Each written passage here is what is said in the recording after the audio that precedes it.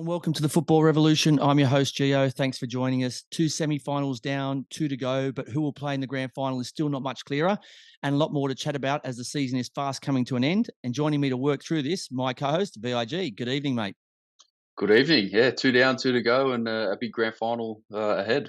Mate, that's similar to, 1 down, 1 to go. So Mother's Day's just passed and Father's Day still to come. So, yeah, lots happening with families. Did you have a good Mother's Day? I know your mum's actually over visiting Alex at the moment in the US, but did you still have a good day with your wife and mother-in-law?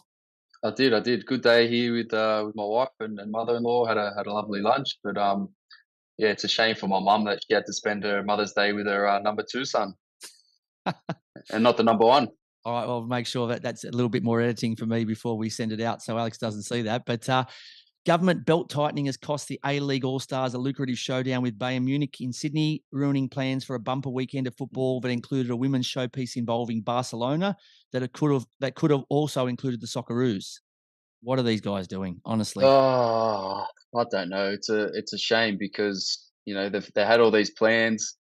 The festival of football, the women's grand final, then the All Stars game, um, and then the A League grand final to follow, and they've just absolutely stuffed everything up. So I don't know where to start. I don't know where to finish on this. It's a shame. It's a shame for A League players who potentially have the chance to go and play against a big club like Bayern. We saw it last year with Barcelona. It was a nice event. Can it be better? Yes. Is the timing of it not great? You know, are these things better off left for later into the off season or even as a pre-season thing as a build up into the season? So it's hard to say. I don't know where it all went wrong, but the New South Wales government hasn't come through, and it's a shame. Yeah, look, I suppose an A-League All-Stars game featuring a huge club like Bayern Munich is not as big as the what do they call it, the Magic Round or whatever. Like, honestly, I just can't believe the only global game that we have in this country and pretty much in the world, other than basketball, gets shafted by sports like that. I'm sure they'll put plenty of money in when it comes to Origin and all these other sports. Yeah, 100%. But it's just the way it is in this country. It's the way it's been for a long, long time. Um, and the APL, the A leagues, the clubs. Maybe we need to get a little bit more creative. And um, I don't know what the answer is right now, but we need to build the league up again. We need to create a football culture in this country um, that is bigger and stronger than the NRL culture or um, you know AFL culture, and it takes time to develop that and to build that back up again. And unfortunately, they just haven't been able to do that and harness. We've got the biggest participation rate in the country. At a grassroots level. How can we harness that and turn that into bums on seats at A League games and a football culture that people are jealous of. The AFL and the NRL and other codes around Australia should be jealous of football in this country and the potential that football has. Mate, summary is you tighten the belts, you affected the brains. So we'll leave it at that. But a record-breaking crowd of 77,390 watches on as a Sam Kerr goal was enough to give Chelsea a 1-0 win over Man United in the FA Cup, handing the Blues a remarkable three-peat. What an effort, what a performance. Yeah, huge, huge. Sam Kerr's absolutely flying with Chelsea at the moment. They're one of the best women's teams in world football, up there with the likes of Barcelona, Lyon, and she's at the peak of her powers right now and scoring goals in finals, FA Cup final over Man United to win. We just hope she carries this form into the Women's World Cup later this year. You pinch yourself, though, when you see a crowd of nearly 80,000 at an FA Cup women's final. And to be honest, like I said, it's just one of those things. It's not that the women's game that didn't have the potential to reach this. It's not that the women's players aren't great, but considering where they've come from to now, fast track a few years, and you've got 80,000. 80,000 in any sport, any final, anything is just another planet. Yeah, it's amazing, and Wembley is it's you're off to Wembley at the start of the season when the cup starts. The everyone's aim is to get to Wembley, and it's got such tradition playing in that stadium, and we've seen so many great men's FA Cup finals and semi-finals, and now to have the women on the same stage with the same crowd, it's an amazing feat. The Olyroos squad was announced for the prestigious Maurice Revello tournament, and the Joey's Asian Cup squad is to be announced soon. So, lots happening in the youth spaces of the Australian setup. So, was there anything that caught your eye? Anything that excites you about this? To be honest, I don't know much about this Maurice Revello tournament. Is this something that they play in France? Is this a preparation for the Olyroos squad, or what's the deal with this? Neither did I. You said prestigious, but yeah, I don't know too much about it either. Look, it's just tournament football, I guess, and it's a build up. They're getting these players in now for the Olympic Games in Paris in 26. So um, yeah, look, I think it's a pretty strong squad. It's an exciting squad to be honest with you. Some really good young talent there. Neuenhoff, Qual, Jelicic, Jacob Italiano. There's some real good talent. Marco Tilio's there as well. Nectar Triantis, um, Josh Rawlins, who's over at Utrecht at the moment. So I think it's a really strong squad, and hopefully, they can start to build something and grow. Every time they come together, they grow as a team and grow as footballers, and take that to the Olympics. Yeah, look, the thing for me that was nice to see was the fact that some of the players who have performed really well in the A League this year have been recognised for those performances. And yes, look, it's fantastic to be plying your trade over in Europe, and we all, a lot of players, including ourselves in our day, we're dreaming of that. But it's also good, if you're playing well. Doesn't really matter what league you're in, right? So I think, and also gives more credibility to the A League, and hopefully will attract, not only foreign players, but also keep our young players here a little bit longer. So yeah, look, it was great to see. On the topic of Australian players, so Aussies abroad, Ryan Strain scored a brilliant free kick, and Nathaniel Atkinson registered an assist as St Mirren Hearts ended 2-2.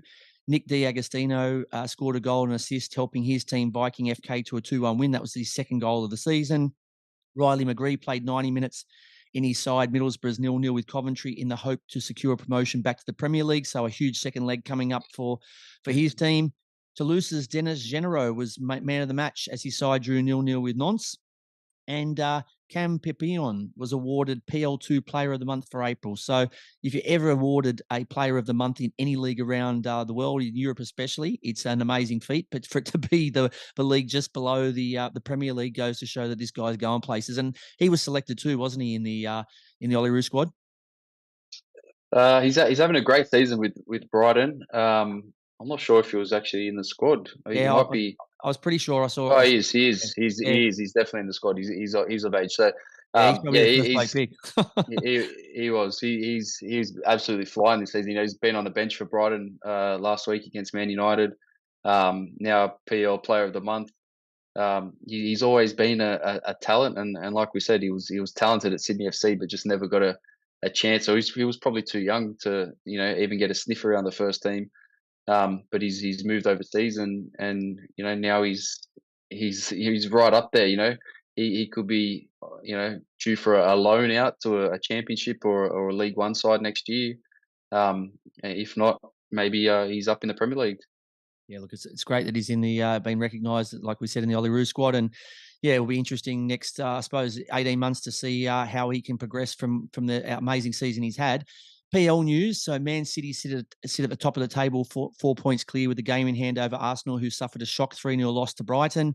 Newcastle and United are locked on 66 points, so they look like they'll secure a top four finish with only 3 games to play. And Liverpool 4 points further back. So it looks like maybe that gap is a little bit too big for them to close.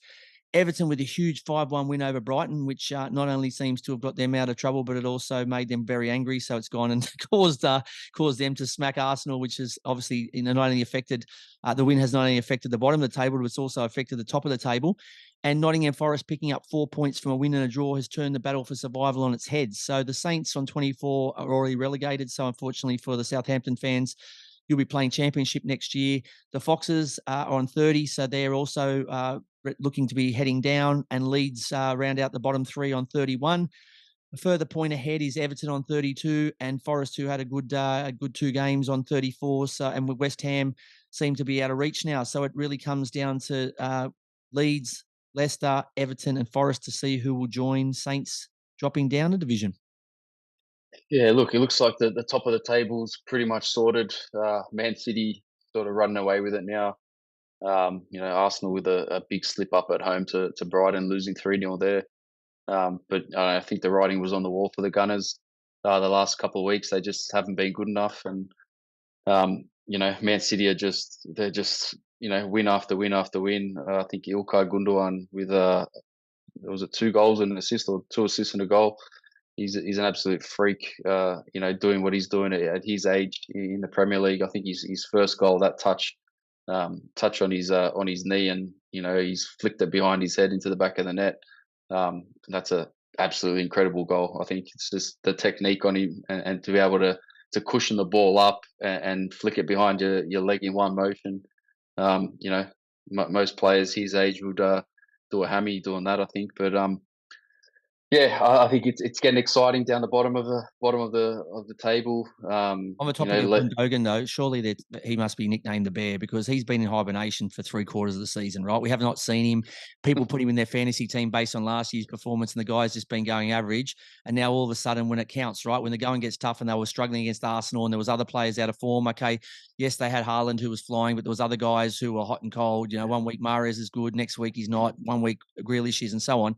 He's just come out of nowhere, right, and started to absolutely. That's 2 goals, isn't it? Back a brace for him in 2 weeks in a row, and he's just really going to show what a top quality player he is. Yeah, look, don't be too hard on him. I think he had a kid not too long ago, so maybe he was struggling with the sleep. But he's a phenomenal player. I think he's, in terms of German players in the Premier League, I think he's right up there with the best. I think maybe Mesut Ozil is number one, and maybe Gundogan close second. But like you said, he's the last few weeks when they've really needed him to dig themselves out of a hole, or get themselves in front in a game. He's stepped up and produced some great goals. Who's But going yeah, down like, for you? Who's going to join the Saints? oh, look, I think Leicester are probably gone now. Um, although they do have a game in hand on Leeds, Everton, and Forest. So if they win that game in hand, stranger things have happened. But it's literally it's a four-way battle for 2 spots. I don't think Forest are out of it yet, and I don't think Everton are out of it either. So um, if I had to pick, two right now, I think it'd be Leicester, and I'm going to say Leeds and Everton are going to get out of it, and Forest are going down. Okay. I reckon Leeds, as much as I hate to say this when there's so many Aussie fans based on the great history we have with Kiel and Viduka and so on, I reckon their draw's too hard. I said this a few weeks ago, and I thought that Everton would escape. And I think Forest had just got too big a lead on them. I think they've done enough. They got a point against Chelsea and they were unlucky. They should have got a win. So I think they're in good form. I know Chelsea's struggling, but still, if you look on paper, Chelsea's bench is worth more than Forest's whole team, whole grandstand, whole club, whole everything. So I think for me, it'll probably be Leicester, Leeds, and Saints. I think it will stay the way it is. So team of the season replaces our player escape room this week. So VIG and I name our best lineups of the season, or the best team that we think we could put out on paper for a cracking clash based on the players that have played in the A-League this season. Revolutionised roundup of the 2 men's semi-final first legs. And is there anything I didn't see? VIG. Yeah, well, I don't know if you know this, but so Feyenoord won. They were crowned Dutch champions overnight, I didn't see defeating that. the Go Ahead Eagles 3-0 to take an 8-point lead. Now over closest rivals, I think PSV are just behind them, but there's only 2 games remaining. So Is that a real they've team? claimed Go Ahead Eagles, or is that the G? Go Ahead Eagles. No, it's a real team. It That's sounds like a grassroots club team. it does. Maybe they were, and they just got promotion after promotion after Okay. promotion, and until they made the top flight. But yeah. So did you know that Feyenoord actually have an Australian who is head of performance there? Okay. No, I didn't know that. What's his name? All right. Or So her name?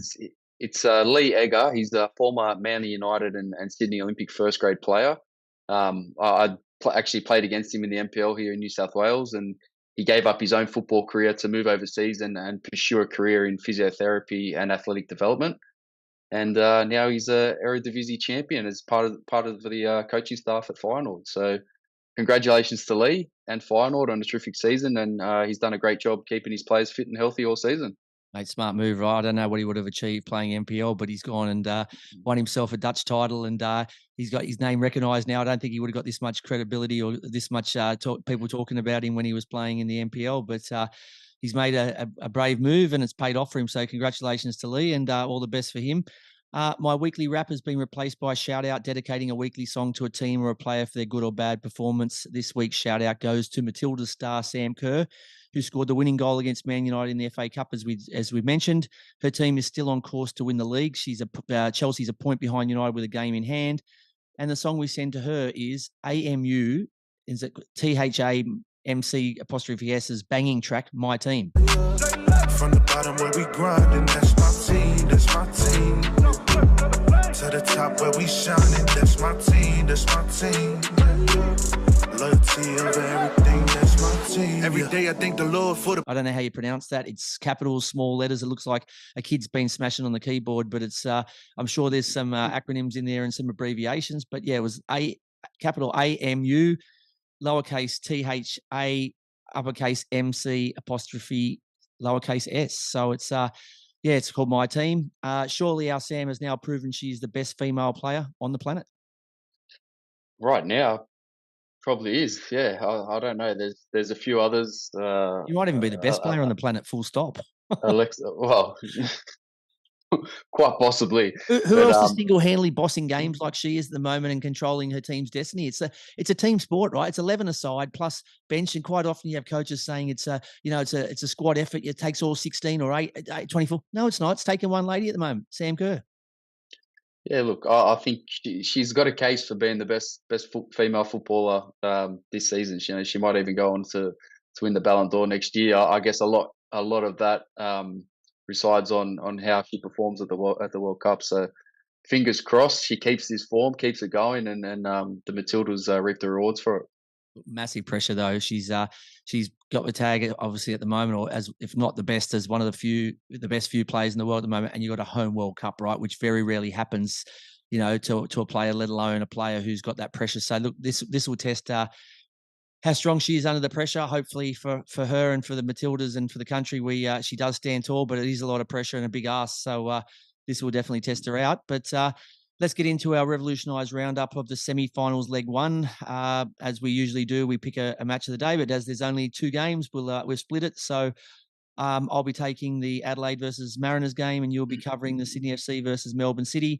For the listeners, we'll give you the score, the goal scorers, the players of the game, the turning point, and what we would have changed, either Coach Gio or VIG, to try and get a result or a different result from the game.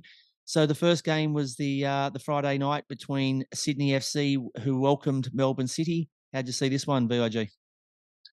Yeah, it was a great game of football, to be honest. I thought both teams played really well, albeit on a cow paddock out there at Allianz Stadium. I think for a semi-final to have a pitch like that, I think it's a bit of disrespect to the league and to the players of both teams. So when I turned on the TV, I was disappointed to see the pitch in that state.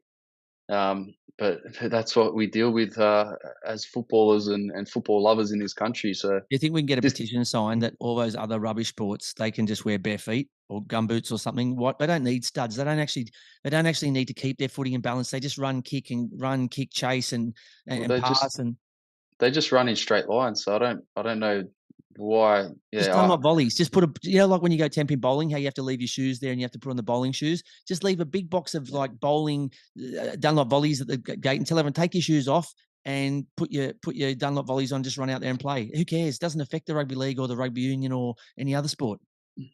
I know. Look, it's disappointing, but let's move on from that. So the final score was 1-1. Goal scorers were Matthew Leckie for Melbourne City and Adam Lafondra for Sydney FC. My player of the match was Tom Glover. I thought without him, I think City lose this game without him. He made a crucial double save just before half time. I think Caceres with the first shot at his near post. Saved that. The ball bounces back out. and Robert Mack has a shot, but he gets up and dives into the middle of the goal to save that as well. So, I thought that's a crucial point in the game where if that goal goes in, it changes the momentum, just before half time. So, for me, that wasn't quite the turning point, but the turning point came in the 60th minute when Sydney were awarded a penalty. No complaints for me, really. I think 100% penalty for me. Nuno Reis slides in, he gets the player, not the ball. So, I think VAR confirmed it. Was Penalty. justified. Yep. Caceres steps up. He's denied by Glover. Great save. But Sydney are thrown a lifeline as Callum Talbot has encroached, and ultimately he's the player that clears the ball. So that goes back up to VAR. They re-award the penalty, and Lafondra steps up to make the score 1-1. And I think from there that the game shifted again, and Sydney gained that belief that, hang on a sec, we can go on and win this. And they thought they did. Ryan Grant with a lovely finish from I think it was a Max Burgess cross in, but Maxi was just a slight smidgen offside. So I thought Sydney finished the game really well, and probably the stronger of the two teams, to be honest. So before you get on to what you would have changed, who would be the happier? So Glover pulled off some great saves. Sydney had a disallowed goal for offside. Sydney was gifted a penalty retake, and then you look at City had 62% possession, whereas Sydney had 13 shots to 8. So who do you think leaves Allianz Stadium the happier of the two? I think both coaches will be, relatively pleased that the tie is still alive. City can go home now, and they'll be confident they can get the job done at home. Sydney have got a tough task going down there and trying to get something out of that match. They need to they need to score a goal essentially, because City have that away goal. So I think probably City will be the happier that that they've got their goal. They go back home where they've been so good all season, and they'll believe that they can beat Sydney at home, I think. Yeah, look, I think if you believe all the rumours, this will be Glover's last season in the A-League. So he's definitely putting himself out there to show people what he's capable of. And he was outstanding, against Sydney. So look, it will probably take another performance like that, especially when Sydney's got the firepower of Peroxide Head, Mac, and Lolly Man, and Lafondre, who's looking dangerous again. So look, it will take him and his back four all their peak of their powers to be able to keep Sydney in check. But it will be a cracking game. So what would you have changed to try and get a result, a win for either side in that game? Yeah, to be honest, not much. I think both coaches did a pretty good job. Sydney made subs at good times. Same with City, but I think that they both did enough to try and win the game, whilst also being wary of totally losing the tie. And I think Corica and Rado Vidicic did a good job at that. They didn't want the game to blow out or to get out of control. And I think the ties, it's nicely balanced going into the second leg. And I think as the second game progresses, depending on the score, if one team goes ahead, then there's at some point in that game, the other team's going to have to take a risk, and when that happens, I think there could be fireworks, to be honest. Yeah, look, I know there's a lot of people, probably us included, that aren't 100% sold on playoffs happening after you've got a regular season, because it doesn't happen in Europe. But with that said, there were two really good games on the weekend. So when you get football like that, it's hard to sit there and say, look, we totally disagree with the concept, because they were both excellent games. Neither team went out there going, okay, there's still a second leg. They both went out there strategically and tried to play to win the game, and they were both high quality games. Yeah, definitely. But do you think we would have got the same style of game if it was just a one-off? Is that what you're saying? Like both teams went out to, all four teams really went out to win. I don't like the playoffs format, because that's not how it works in the big leagues around the world. But to be honest, I actually enjoyed, and I didn't think I would. I enjoyed the two leg. I think I'm going to enjoy the two legs more than I do the knockout one legs, because the one leg you kind of go, well, I go out there and I'm conservative because I'm scared. You make one mistake and you're done. Whereas here, they kind of try to things a bit longer, because they know they've got 180 plus minutes to get things right or wrong. So I actually did enjoy this, and look, time will tell when we see the second legs if it does pan out like that. But based on what I've seen from the first leg, I enjoyed it. So I don't know if that means that I'm happy to keep finals in if they if once they bring in a second tier competition, they restructure and they get rid of this, I won't be crying about it. But I think, like I said, I did see some good signs come out of a two-leg semi-final series. So moving on to the second of the semi-finals. So that was Adelaide United at home to Central Coast Mariners. Final score here was 2-1 to the away team. So it's the second time that they've beaten them here in as many weeks. The goal scorers were Craig Goodwin from the penalty spot in the 4th minute. James McGarry equalised in the 15th with an absolute cracking strike. So he's been a fantastic pickup from the Phoenix for the Mariners, and what a smart shopping. And I guess last week discussing the team and how they think and operate with both Nick and also Sergio, you can see they've been smart shopping this year, very, very smart shopping.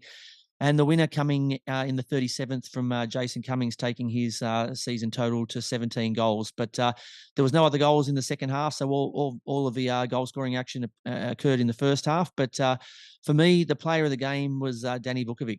So to get anything out of a trip to Adelaide, you need to be solid at the back. And besides the penalty, he repelled everything else that came his way. So there was no Tommy Glover style saves, but he just did enough to make sure that he didn't let anything else get past him. And I think, if they'd left there, either losing 2-1 or 2-2 or something like that, I think it would have made them their job at home very difficult. But to leave there, winning, but also only conceding the one goal to Adelaide, I think, and taking 2 away goals with them, I think was a fantastic result for them. So, there was other players that could have maybe pushed for it. James McGarry came off in the 50th odd minute. So I think if he'd stayed on scoring that cracking goal, which turned the tie back in their favour, as well as how hard he was working, he could have easily got the man of the match. But I think 50 minutes in, he just didn't do quite enough. And they'll be hoping that he's available again for the return fixture at home this week. And for me, I think the turning point, it's strange when it's 2 legs. It's only half time, so it's not full time yet. It's only half time, so it's hard to say, the turning point. But for me, Gauchi pulled off an unbelievable save to deny Cummings from around the penalty spot when he was unmarked. And then he got it all wrong to allow the Mariners to take the lead 6 minutes later. So the same player shot, and I don't know what he was doing. It was like he was doing the gardening or something. He was reaching down, pulling out some weeds, and then all of a sudden someone kicked the ball at him. He wasn't expecting it. So for a guy who's been absolutely sensational this year, Gauchi, he's made his Socceroos debut, etc. It was just really weird. I don't know what had happened there, but I think that was the turning point too, because I think, they'd received a counterpunch from James McGarry.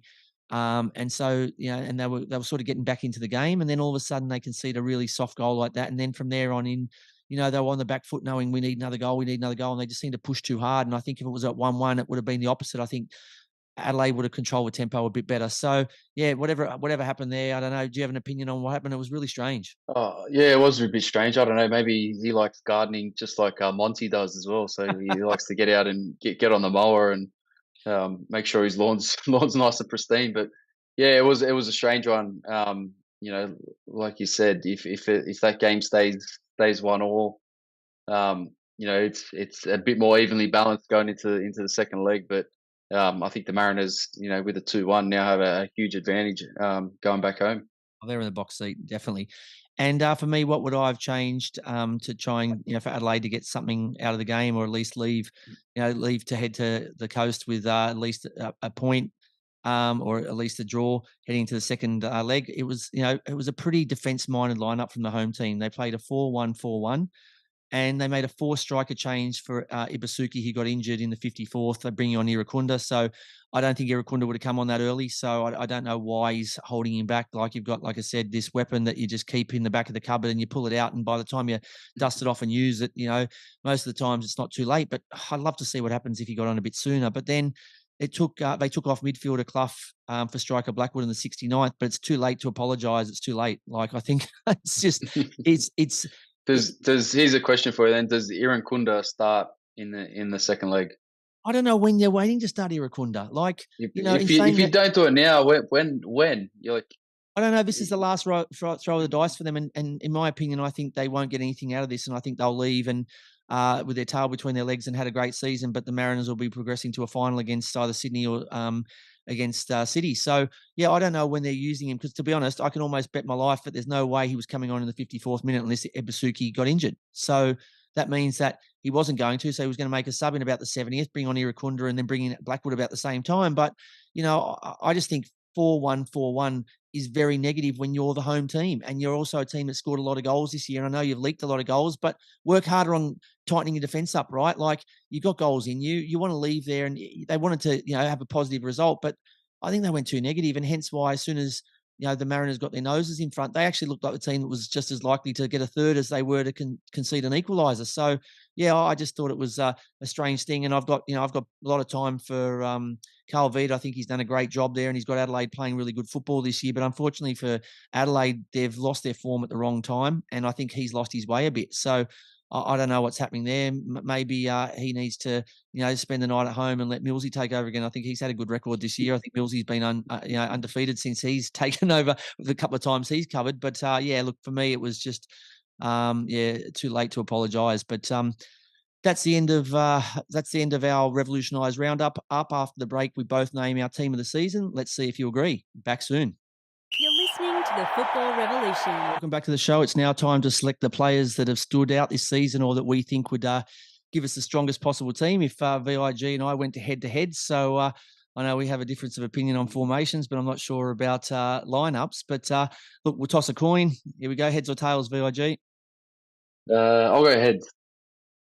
Tails it is. All right. I'm happy to kick off. I'm happy to go into bat first. So as we said, this is my team of the season. So not necessarily, I suppose, the absolute standout or the best player in every position. But for me, this is a mixture of the best players, but also putting a team together that I think would work. So there's no point having, one defender and all the rest attackers. So there's so many good attackers in this league. So it's a matter of finding the right balance. So there might be a few players that have made my bench who probably are good enough to start, but in a formation that I've decided to play, which is a 3-4-1-2.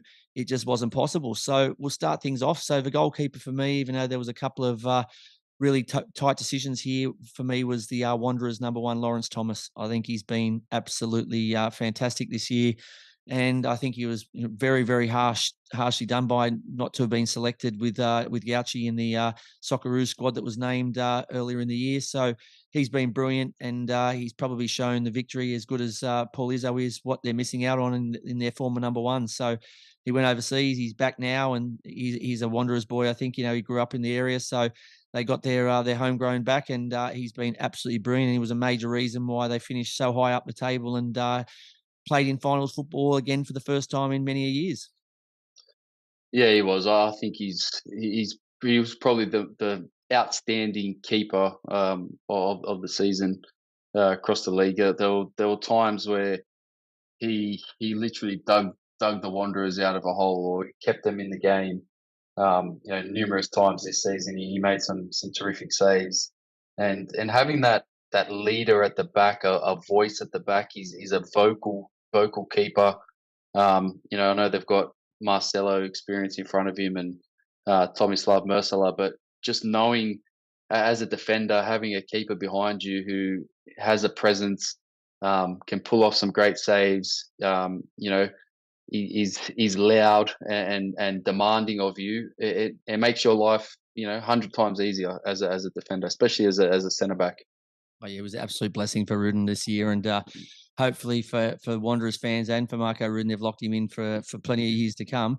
So I'm playing with a back 3 here. So like I said, I decided here with so much talent that I'd give us a balance, but I also wanted to make sure we weren't going to cop, we're going to score 10 goals and cop 13 because we've got no structure at the back. But we'll play with a back 3. So the left is a guy who automatically picks himself, Jordan Boss. So he's been absolutely brilliant for City this year. He's also received a call up to the Socceroos, and if rumour has it, is correct, he'll be leaving our shores for Europe in the coming weeks, or whenever his team is knocked out of the final series. So, as we said, look, he looks like the way he runs, the way he moves. He looks like a young Gareth Bale. He's the fastest bloke in the A-League. He's got a killer left foot, so he'll give us speed and some versatility at the back, and also give me a balance when I'm only playing a back 3. The centre back is a guy that we talked about last week with the Mariners, the 2 Mariners coaches, Nick and Sergio. So it's Brian Kaltak. So they've just pulled him out of nowhere. He's had to work really hard. So it's actually a fantastic story that after so many setbacks and so many so close for him, that he's finally got his chance in the A-League, and he's now a semi-finalist in the A-League, and he could be a grand finalist come Monday next week. Well, he was probably contemplating football retirement somewhere on a beach in Vanuatu a couple of years ago, and now look at him, 29 years old, just signed a big deal with the Central Coast Mariners, and he's been absolute rock for them at the back this season. He's the first international. I think they mentioned last week he's the first international ever from Vanuatu to play in the league. Yep. Yeah, fantastic. And rounding out my back three, and this was based on the fact that of having someone that also gives me that little bit of speed and bit of cover, and that when I'm only playing a back three, I've gone for Jack Ingot. I think in a Raw team this year that really struggled, I don't think it was because of him. I think he had a really good season, and he gives me a back three of Boss, Kaltak, and Hingett. So I think there's a couple of others that I'll mention that are on my bench, which we'll get to eventually. But I think they have been really solid in defence, but I think they wouldn't suit a back three. So for me at the moment, I've got Boss, Kaltak, and Jack Hingett. You like it? Are you scared All when right. you come up against that?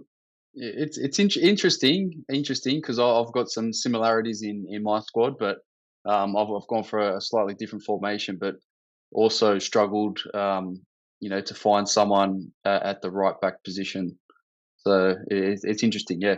I did try. I, We both have a similar football brain. We looked at trying to switch left footers across and seeing if I could play someone else out of position or a midfielder who's got a big engine as a wing back. But I thought, you know what? If I'm going to play with the three, I need someone that knows how to play that position. And there's no chance for someone to do some work experience and start to learn a new trade. I need to give it to someone who's done that job week in, week out. And so, look, I know they didn't make the six, and so picking guys who are outside the six might seem a little bit left field. But I think good old Jack Hingett can get the job done for me. all right, we'll have to wait and see. All right, so let's get into the midfield. So we've got a four-man midfield. So on my left is the Adelaide captain, Craig Goodwin. Like I said, everything he's touched this year's turned to gold. He was not at his best, to be honest, against the Mariners the other night. A few of his free kicks that normally nestle in the back of the net or end up on someone's head that they could shut their eyes and still score. A couple of them went up into the High Marsh crowd. They got the ball and can say that's a ball that our captain Goodwin kicked to us. So that's very unusual for him. That's a collector's item, isn't it? It is a collector's item. It's very rare that he does that. So look, he wasn't at his best, but after the game, I think he was brutally honest in the fact that he's expecting a lot better from his team and that they are going to go to Central Coast and give it everything they got to try and bring this tie back to in Adelaide's favour. On the right-hand side is a guy that has returned to Australia this season, and his team was flying when he was in the lineup. And as soon as he came out, even though they were packed full of stars, they looked like a team that lost their way. So Matt Leckie takes the right midfield. So I've got a really nice balance of Socceroos there with Craig Goodwin on the left and Matt Leckie on the right. And in the centre of the park, if you're going to have a lot of quality around the pitch, I don't know if he's been one of the two standout centre midfielders this year, but I think he's not far off the mark. But I think what he brings to my team is just an unbelievable quality of passing and distribution, and he also works hard. So Luke Bratton is one of my centre midfielders. I think when you see my three up top, you'll see where I think they'll get maximum benefit from a player like that. And alongside him, I've gone for another Raw player. I've gone for Jay O'Shea. I know it's another player that missed out in the six this year, but I think I need a guy who he's going to work hard. He's a good leader. He's not scared of getting stuck into tackles, and he's also got himself a few goals this year. So, loves a penalty. I hope you got some players that can win a penalty up top. Yeah, definitely, mate. I can think he can bag a few if we get a few pens. But so Goodwin on the left, Matt Leckie on the right, and centre of the park, Luke Bratton and Jay O'Shea. All right, interesting. That's interesting as in you're crazy, or interesting as in I hadn't thought of that. No, interesting as in obviously the formation you're playing is different to what I have. I've gone for a little bit younger in the midfield, but also some similarities. So you just have to wait and see, mate. You just have to wait and see. All right, so that means that I've got one player that's playing in between the line, my number 10, so in front of the midfield, but in behind my front two, and that guy is probably the player that's going to win the best and fairest this year, and that's Brandon Borrello. So I think he's had a fantastic job. I think he's done amazing things for the Wanderers this year, and and he just said he wanted to come back and enjoy his football. And the other thing I really liked about him the other day is I said to Tommy Mercer a few weeks ago, he looks grumpy all the time, but he's come out and said that he loves being back. He enjoys the derby. Congratulations to Sydney. So it just goes to show, when he gets on the pitch, he's so competitive and he's such a fierce competitor that he sometimes gets lost. But he's found his way back and realised that, it is a game. And, sometimes you got to pay credit where credit's due, and he did that. But yeah, he's been absolutely brilliant this year, and I don't think he's a striker. So I think we'll get even a better return from him if he's playing high up the pitch, but just in behind the strikers, so he can create and score as well. So Brandon Borello will be my number 10, and then my front two will be made up of the leading scorer of the all-time in the A-League, Mr. Jamie McLaren. So you just can't go past a guy like that. If you've got him in your team, you're guaranteed 20-odd, 25 goals a season. So he's proven it week in, week out. He's on every billboard at the moment in Melbourne. He's on every street corner. He's on every painting that someone's spray painting on the wall. He's just the hottest thing in Melbourne at the moment. And he's another guy, I think, who was a little bit off song the other day. So joining Craig Goodwin, he wasn't at his best. And if he was, it would have been big trouble for Sydney. But he wasn't. And I think partly that can be put down to the fact that Sydney has so much experience at the back. As I said, that's a team that I don't think anyone wanted to play in the finals when you've got,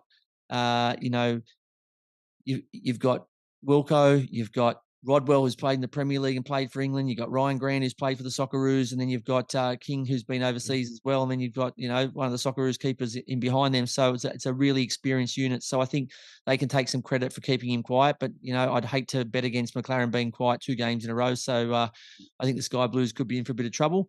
And alongside him in the strike force is Oscar Zawada. So he's been excellent this year. He's proven that he just knows how to finish. And sometimes, like he said, he's had some service, which is just, that VIP Rolls Royce, gold service. But sometimes he's had to really work hard, and average balls he's turned into goals because he's just so good at adjusting his body and being able to, create something out of nothing. So yes, I think his form and the Phoenix form all dipped when he had his first child, but that's a lot more important than football. So I'm sure he's happy that he's got his healthy baby boy, and he would have liked a semi-final or a final to go alongside that. But if he had a choice, which one way or the other, I think he's glad he's got what he's got. But he'll be my my other striker. So my lineup is Lawrence Thomas in goals from the Wanderers, Jordan Boss, Brian Kaltak, and Jack Hingert as my back three. Midfield consisting of Adelaide captain Craig Goodwin on the left, centre of the park Jay O'Shea, and Sydney's Mr. Engine Luca Bratton, and on the right Matthew Leckie. Playing in between that line there as my number 10 is the A-League standout player this year, Brandon Borello. And up front is my strike force of Oscar Zawada and Jamie McLaren. So that's my starting lineup. And I'll quickly just go through my bench before you tell me what you're putting on the pitch against me. So Joe Gauci will be my backup goalkeeper. He's been fantastic this year as well. And to have 2 keepers like that in your side, you'd be very spoilt. I think you'd be very broke, but I think you'd be very spoilt for choice. At the back, I've gone for Tommy Merceler. And like I said, just because of the way he plays and his style, I don't know if he suits a back 3. He'll probably message me and tell me you're a clown. You don't know what you're talking about. I could play in a back 3 easily, but I think he's better in a back 4. So hence why I've got him there for his experience in the season he's had, but he wouldn't start. I've also picked James McGarry because I think James McGarry's been excellent this year. And he'll give me some goals off the bench. So I've gone for James McGarry. I've also chosen Ryan Kiddo for his versatility. He's been, he's played fullback this year. He's played midfield. I think he's even had a crack up front. So he gives you a lot of versatility. So I think for his consistent performance, I don't think he's been a 10 at all this year, but he's probably been a 7 or an 8 in multiple different positions, which makes him very handy. And then rounding out my squad, I've gone for Callum Nieuwenhof, who was a toss of the coin between starting him in the centre of the park instead of either O'Shea or Bratton. He's had a fantastic year. He's worked hard. He scored goals. And he gives me a little bit of youth on my bench. Marco Tilio, who made the under-23 squad, and especially in the second half of the season, he's found his form and shown why he's one of the hottest talents in the country. I definitely have him there to come off the bench and spark something.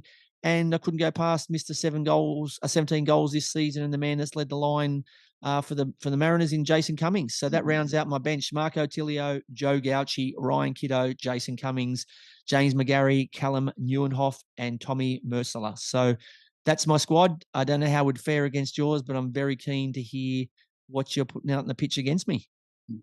Very interesting. Yeah. All right. So it's a great squad, and to be honest, I've got some similarities, but I prefer a 4-3-3 or essentially it's a 4-2-3-1. I'm going to have to agree with you on the goalkeeping stakes. I think Lawrence Thomas, easily keeper of the season for me. Like I said, he pulled off some good saves, and I think having that stability at the back, the Wanderers really needed that. They haven't had that, for a long, long time. They haven't had a keeper like him. So, back to I think Ante Kovic was probably the last, very good goalkeeper they had at the club. So, they need that. They needed that stability, and that's what they got when they brought him in. They knew what they were bringing into the squad, and I think he repaid them, tenfold this season, and was really the reason why. Along with all the other pieces of the puzzle, but the main reason at the back that their defense was so good this season. They also had, I think they only conceded 27 goals this year, so they had the best defence by quite a few. I think second was, and still quite a few goals more, was City, who have won another title, another Premier's plate. So it goes to show when they've put a few on City, they've got a better goal difference than City by quite a few. It goes to show that they were enormous at the back, and you expect no less from a Marco Rudin coach team. But I think I'm with you. I think. LT is a huge reason why they had an absolute rock tight defence this year, and unfortunately for them, they just couldn't go all the way. But it wasn't from a lack of effort from him. Yeah, definitely. So I've gone with 4 at the back. I struggled a bit at the right back position. You're playing yourself there. Is that what you're telling me? Well, if I'm available, yeah, I'm in. Play a coach, but yeah. But look, I tossed a few names in, but ultimately I went with Josh Risdon on this one. Okay. I think he hasn't been at his best the last few seasons, even though I know they won the league last year. Strange to say, but I think this year, I think he was for me, he was the player of the season for Western United in a poor season at a team level. But I think individually, I thought he was almost back to his best, and potentially that I know we've got a lot of players at right back for the Socceroos, but I think with the season he had, if he can build on that next season, who knows? Maybe he's back in the mix at that right back spot for the Socceroos. So going with him at right back. My 2 centre backs. I'm going to go with the Central Coast Mariners pairing of Brian Kaltak and Nectar Triantis. I think we spoke about Kaltak, a couple of minutes ago. He's been brilliant all season, absolute rock for Central Coast at the back. And I think the young fella next to him, Nectar Triantis, I think he's an amazing footballer with a very, very high ceiling, I think. He's got the physicality already. He's got a season under his belt now, in the A-League. And I wouldn't be surprised if some big European clubs come knocking for him in the near future. I think he's had a tremendous season, and he's just got all the attributes to go on and be a successful footballer at the very top level. So I like to keep my centre backs together, and I think the two Mariners centre backs for me have been the best 2 this season. So I'm going with them as a pairing at centre back. What about your left back? Left back, look, there was 2 names for me. It was Jordan Boss and James McGarry. I think they've been the 2 standouts. I think Jordan Boss has 2 goals, 5 assists, 5 clean sheets. McGarry 4 goals, 1 assist, 3 clean sheets. Tough one. I'm going to start Jordan Boss at left back, just because I want to play a high line. I want my left and right backs to get forward. And you'll see why when I show you my midfield as well. So going with Jordan Boss at left back. I think just he's dynamic. He gets his physicality, being able to go up and down. Same with Josh Risdon on the right. So one goes, one stays. I think that's how I'm going to go about it. Mate, so in summary, we agree on Jordan Boss on the left. On the right, I think you are right, but to be honest, he got lost a little bit in a team that was really poor this year, so hence why I don't disagree. He's had a good season, but I think he got lost for me because of the fact that they were so average. And you've gone for the sauce bottles in the middle, which I respect because they've come second this year. They've flown under the radar. They're at the moment probably they were the most impressive out of the 4 teams in the semi-finals on the weekend. So yeah, look, it's definitely you got the guy who's come from the wilderness who no one remembered, and the guy who's had limited chances and he's gone there and they've given him a chance in Triantis. So it's a solid backline. Who have you got in your midfield? So my three-man midfield, or my two holding, I've gone with youth in Aidan O'Neill and Callum Neuenhoff. So O'Neill will be my holding midfielder. Neuenhoff more the 8 that pushes up, into the attack, and is that link from midfield to my front line. And just sitting in front of them, I could have gone either way with this, but I'm going to go with Brandon Borello. Um, but very close following him it was Max Burgess. But I just think it's just too difficult for me to leave Brandon Borello out of the lineup. I had to fit him somewhere in that puzzle. And like you said, I don't think he's an out and out number 9. I think he's better sort of just off the number 9, or in that 10 role, or even even in a wider position. But yeah, just too many pieces of the puzzle, and I had to sit him as my number 10. Mate, you're not that far off the mark. I did consider Aidan O'Neill. I thought he's had a great year. So he's definitely someone I looked at as well. And I thought Maxi Burgess had a fantastic year as well. So I can understand why he's mentioned. But yeah, I think Borello for us is a standout. And who was the other centre midfielder you said? Callum Neuenhoff. Oh, So Callum. Yeah, he's been bit of brilliant. youth. Yeah, but I think, I've mate, got you've had a young son now, so you love the youth. So, you think that's the way forward. So I'm not surprised you've gone for Aidan and Callum in the centre of the park. Yeah. So and then my 3 up top, I think, look, these 3 probably picked themselves. They've been standouts, for their respective clubs, and also for the Socceroos over the last 4, 5, 6 years. So on the left side, I'm going with Craig Goodwin. It's impossible to leave him out of this squad.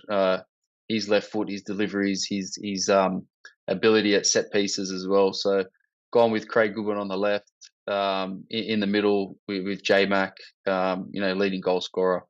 He's a fox in the box. You can't leave him out of this squad. He's going to bang goals in, wherever you put him. And on the right hand side, I've gone with Matthew Leckie.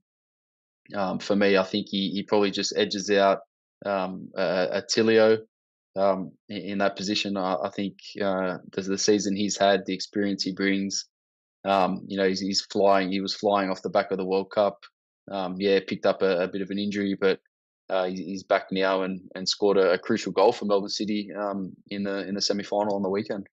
It's a very dangerous lineup, and like I said, I think my back 3 will have their work cut out having a front 3 like that. But look, I still back myself to to get us in the game and give us a chance. But who have you gone for on your bench? Have you got a couple of bench players there? So I've got a couple of benchies. I've gone with Thomas Glover in goals over your Joe Gauci.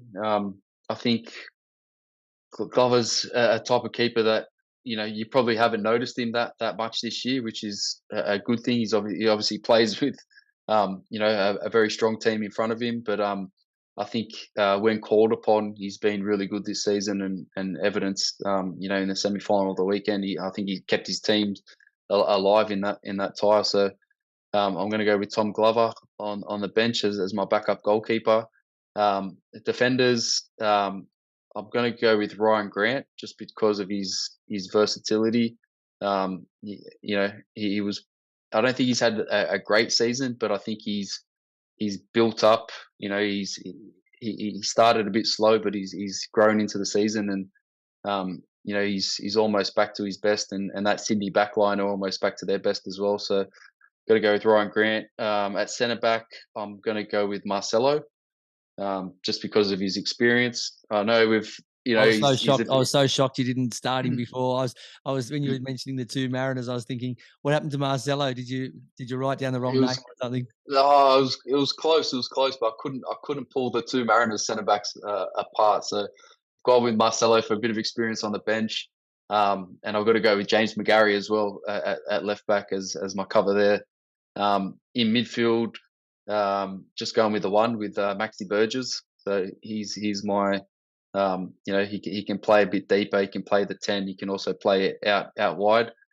And then my forwards on the bench, I'm going with Robert Mack, the bleached blonde Robert Mack, or maybe I'll take the Robert Mack before the bleached blonde. I think he was a little bit better. Yeah, I would too. It was I don't know what happened on the weekend, but maybe that peroxide got seeped into his brain a little bit, but he wasn't he, he wasn't at his best. And so I'll go with the Mac. I'm going to go with the Lolly Man on the other as my other backup for the wide areas. I thought, he served me so well in my fantasy team that I couldn't leave him out of this squad. So I've gone with Joe Lolly and also your man Oscar Zawada as my backup striker. Toss up between him and Cummings, but I think Zawada offers something a little bit different to McLaren, whereas I think McLaren and Cummings are fairly similar. Mate, it's a very strong bench, and look, probably a smart move. I know you love Marcelo and you want him in your squad, but he'll miss a few games because of his record with suspension. So you're better off to get your centre pairing sorted, and he can come in and make a couple of cameos. But all right, that's the end of our team of the season. So it'd be interesting to see if we could get it organised, to see if we could have a clash, and if we pick the same player, maybe we just draw straws and then we bring in a replacement. But look, I'm keen to hear what the listeners think and whose side they like and what they think we should have changed or what we got right or whatever. But yeah, please hit us up on our socials. Well, look, now that there's no All-Star game, maybe we have the Gio versus VIG All-Stars. Yeah, mate, that's definitely. But you know what? Any good ideas they're not interested in. So I know that's definitely going to be squashed. If we come up with a crap idea, they'd be keen. All right. So how about we just have the week off and have no game? That's what they've planned. Yeah, what a great option. All right. So moving on to the final section of our show, which is our clinical finish. And first up is our WTF, our what the foot. So we already touched on this, so I won't spend too much time on it. It was the correct decision, but I hate the rule. Sydney was allowed to retake the penalty that Glover had saved to deny Caceres, and Lafondre made sure he didn't suffer the same fate slotting the ball home. The reason was encroachment, as you said, by City defender Callum Talbot. But for me, it should be a passive offside. If he interferes with the rebound, then yes, you could award a retake. But if not, then play on. Now, yes, he did. So in this instance, they got it right. But if they understood the rule and they realised that he has to stay out of play, if he goes near the ball or involved in the play, then the penalty will be retaken. Well, okay, if he runs in and he stops and he doesn't interfere with anybody, well, he's done nothing. So at the end of the day, it hasn't affected the keeper saving. It hasn't affected the guy taking the penalty. So it's just a kaka rule. So for me, it is what the foot. I think it was harshly done by. I think Sydney deserves something out of the game, but the keeper's gone and made a fantastic save. And because some guy up on the hill has eaten a lolly that he didn't unwrap properly, they've said, oh, yeah, take the penalty again. I hate these rules. They stink and they wreck the game. So for me, it is what the foot. It was the right decision, but the decision needs to be reviewed, in my opinion. Yeah, look,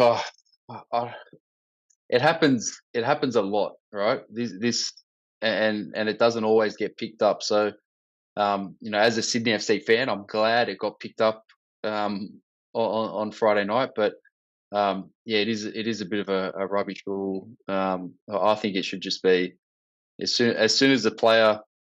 Oh, I don't know. Maybe not. I was going to say as soon as the player starts to move towards the ball, you can start to run in. But Paul Pogba does his 26 slow step run up to take a penalty. So yeah, look, I don't know. You just got to stay out of the box until the penalty's taken, and then you can run in and clear it or follow up. But you start to see players now even starting 5-10 yards behind the penalty the box, so they can get a bit of a run up and time their run as the player kicks it and run into the box. So it's an interesting one, but Tom Glover's done so well there. He's made a tremendous save, and his players let him down by encroaching, and yes, he did clear the ball away. So I can understand why they've made Sydney retake it. Yeah, look, you feel sorry for Glover. He thought he put off a great save, and he had Coach Vidicic absolutely cooking. But once he realised that they got it right and he calmed down, but he thought that he's got himself a 1-0 win probably, and instead they get a retake. So it's pretty harsh. But yeah, look, it is the rules. So play on. But yeah, just have a look at it in the off season. Okay, games to watch this week. It's the return legs. Melbourne City welcome Sydney with the score locked at 1-1. And the Mariners hope to replicate the form they showed at Highmarsh last week when Adelaide United visited the Central Coast trailing 2-1. So two fantastic and exciting second legs here to be played. Tell us quickly, VIG, Melbourne City, or your beloved Sydney FC, who goes through the final? Oh, God. Honestly, this is a lot closer than a lot of people expected. I think a lot of people expected if you said City versus Sydney, 4 or 5 weeks ago, you would have taken City hands down. You would have said they'll win both games easy and they'll progress. But um, like I said, Sydney did so well. They nullified Jamie McLaren really well. Even the wingers, um, City didn't, with all the possession they had. I think you said 62% possession. They didn't really create that many opportunities, and they got their goal off a set piece. It wasn't like it was great build up play, and they broke the lines and got in behind the Sydney back line. Um, oh, I think the only thing, if this was a return leg at Allianz in Sydney, I'd almost want to put some money on Sydney to go through. But the only thing swinging it, I think Melbourne City at home, they've been so good this year at home. I think they'll just get the job done at home. Yeah, look, for me, I'm not sitting on the fence here, but I think if it's still tied at halftime, whether it's 0-0 or 1-1 in the second leg at halftime, I think that Sydney will go on and win the game. That's my opinion. If City can lead at halftime, I think that they'll go on with a job. But I think if it's still tied at halftime, I thought Sydney came home the stronger in the second half, and I reckon it'll give them confidence. So yeah, if it's tied at halftime, Sydney will run away with it. But if not, and City have the lead, they'll get the job done. And the second game, for me, I think that Adelaide, like I said, they've had their season. It's been a great year, but I think the way Central Coast have been playing, the belief in the squad, as we spoke to them last week, how comfortable and confident they are, and they've got young guys in there who are up for this because it's not their fourth or fifth final series; it's their first. So for me, I think they'll just get the job done, and I don't know what the score will be, but I just think that Central Coast has just got too many weapons at the moment, and Adelaide are going backwards in form, not forwards. What about you? Yeah, I'm the same. I think at home, they're going to get a good crowd there. I think Central Coast see this one out. I don't think they're going to go and spank them 4-1 or 3-0, like they did a couple of weeks ago. But I think they'll do enough to get it done. 1-0, 2-0, 2-1 or something like that. So unless Adelaide have to gamble. If they gamble early, and come out and try and just blow Central Coast out of the water, then who knows? But I think Central Coast at home with a good crowd there will get the job done. All right, well, let's have to wait and see. If you missed any part of the show or want to listen to other episodes, where can they catch it? Yeah, they can catch us on all good podcast platforms, Apple Podcasts, Google Podcasts, Spotify, also up on Football Nation Radio across their platforms, and they can see the video of our ugly mugs up on our YouTube channel. Check it out. But good luck to all teams in the second leg of the semis. Both ties hanging in the balance, so it will depend on which team turns up or which teams turn up to play. We hope you enjoyed the show even half as much as we enjoy bringing it to you, and we look forward to your company again next week. Until then, enjoy the football, enjoy the semis, and as we say, rise up and join the football revolution. Have a fantastic week. Enjoy the semi-finals, and we'll catch you again.